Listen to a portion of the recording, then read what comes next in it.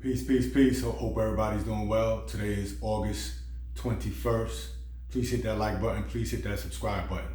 So today's topic will be nothing is written in stone with the human being. There is no enstonement. Nothing is written in stone with the human being. There is no enstonement.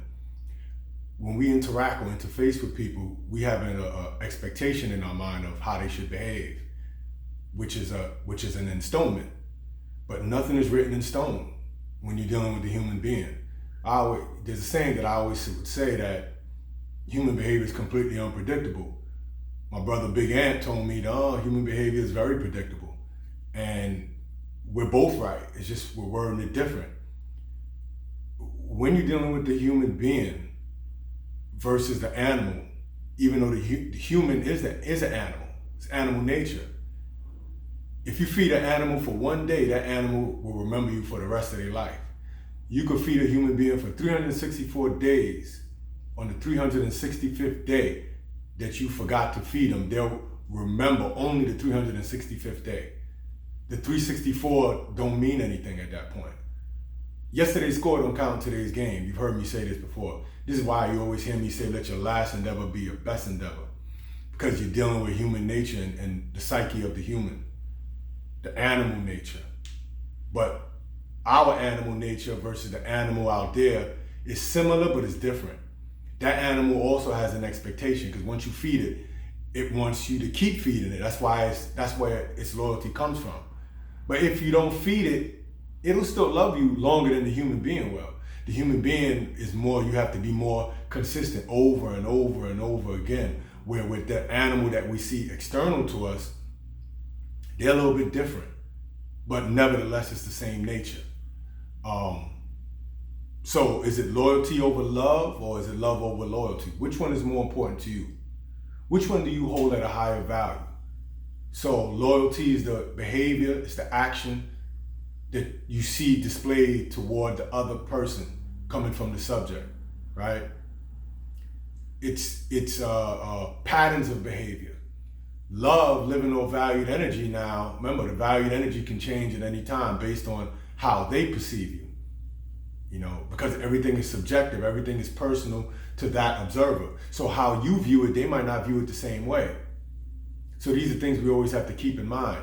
And I think the mistake that we make is we put people on pedestals that they don't belong on, right? And it's not their fault, it's your fault for doing that. One thing I've long stopped doing is putting people on pedestals. You know, they don't belong on there in the first place. When we talk about the word trust, the 5-letter word that could be destroyed in 5 seconds. It could take 5 years to build, destroyed in 5 seconds, and it takes forever to rebuild back, right? So if you use the word trust, you're really taking chances with people. And that's what interfacing with people really is. Because a human being is, there's nothing in stone with them, you know? So you're always taking a risk. It's risk, reward, risk, reward. And these are lessons that you have to learn on your own. Can't nobody teach you that. So my thing is, my idea of loyalty might be different from your idea of loyalty, even if we come from the same demographics, hood, whatever, right? So each person is different. And each person is holding their own idea of the subject matter, which is loyalty, or what we call love. But I'd rather loyalty over love, either way, no matter what the interpretation of the other person that I'm dealing with, because people gonna tell them themselves, bottom line. They can only hide who they are but for so long. So I like to sit and assess properly who I'm dealing with, what I'm dealing with, what kind of background they come from, what kind of cloth do they come from, because I know what kind of cloth I come from. And anybody who knows about me, not people who know of me, people who know about me know that I'm very consistent. Either I'm all the way in or I'm all the way out. There's no in-betweens with me. So these things are very connectable, or you can draw parallels to them when you look at it. If you take it scripturally, the book of Ecclesiastes, Solomon is the writer of that book. And one of my favorite lines in there is when he says, all is vanity and vexation of the spirit. He didn't say some. He said, all is vanity and vexation of the spirit. all activities, all things that you acquire, all people that surround you, the interfacing with people is all vanity and vexation of the spirit, because the vexation comes when you have an expectation and attachment to that which you're interfacing with. And you have this idea of how they should behave in your presence and out of your presence, when that's not what's actually happening.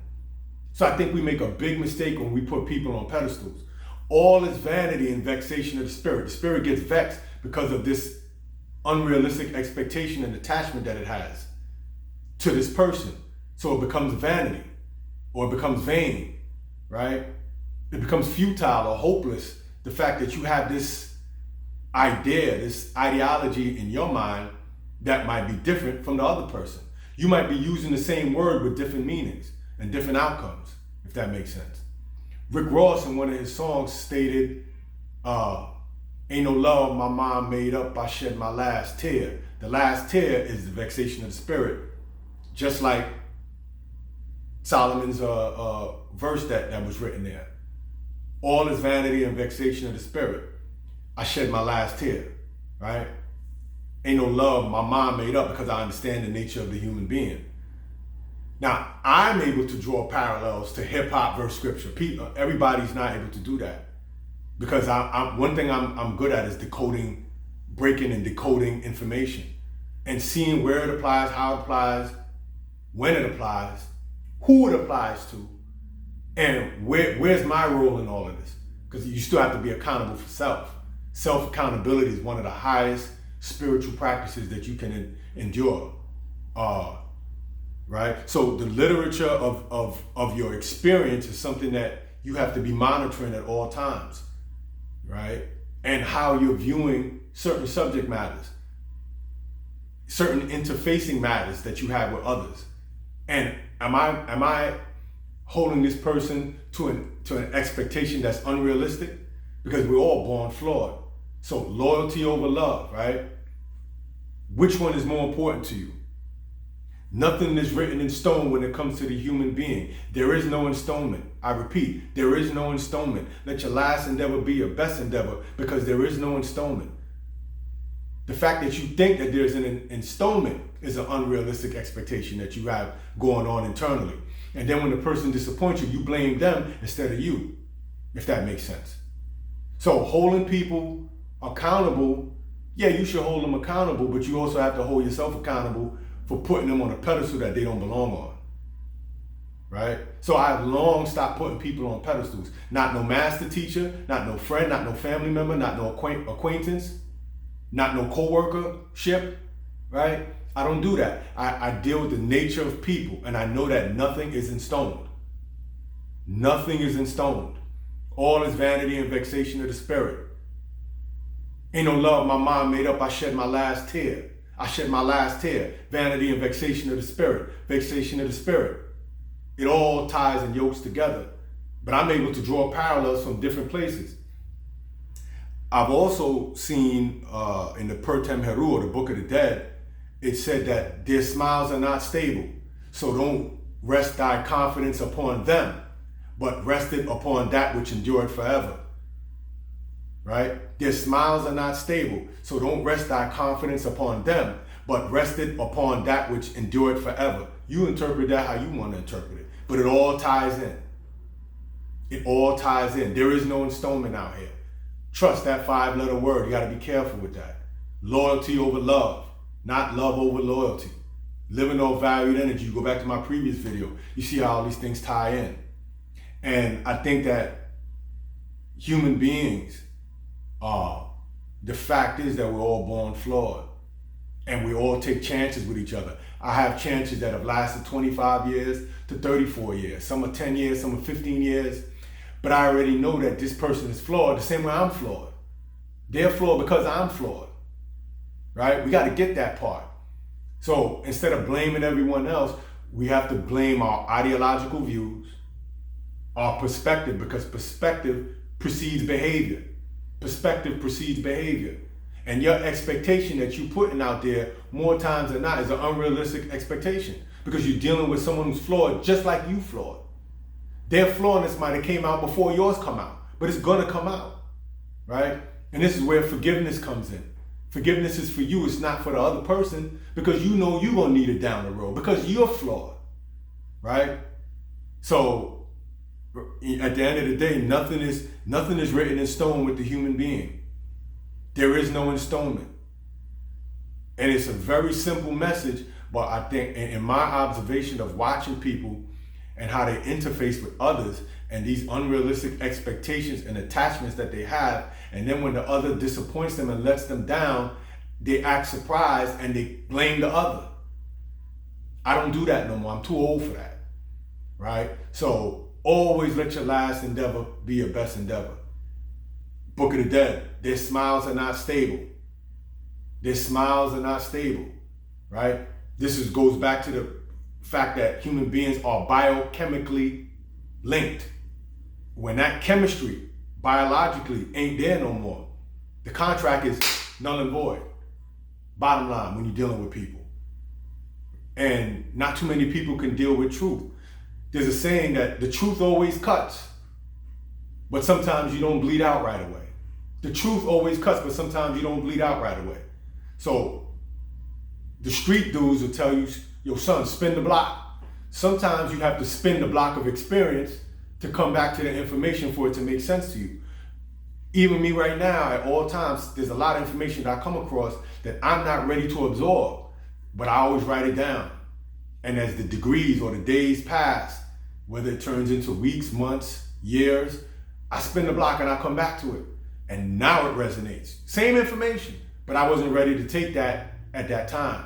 So sometimes you have to spin the block of experience and come back in order for it to hit. It hit different when you're ready to take that information, when it actually resonates with your being, depending on your perception, what you understand.